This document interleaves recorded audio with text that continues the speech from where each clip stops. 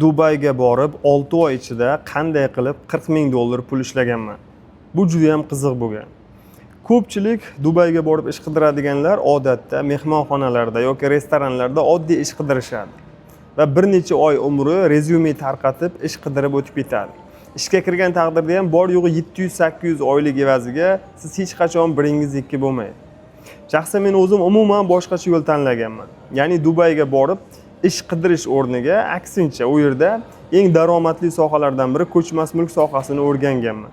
U yerdagi quruvchi kompaniyalarning ofislariga birma-bir kirib, u yerdagi proyektlar bilan yaqindan tanishganman. Har kuni Instagram, TikTok va YouTube kabi platformalarga ushbu qurilayotgan proyektlar haqida ma'lumotlar qo'yib borganman va natijada bir necha oy ichida o'zimni klientning bazamga ega bo'lganman. Va 6 oy o'tib o'zimni birinchi bitimimni amalga oshirdim. Ya'ni $960,000 ga kvartira sotganman va undan menga 5% komissiya chiqqan.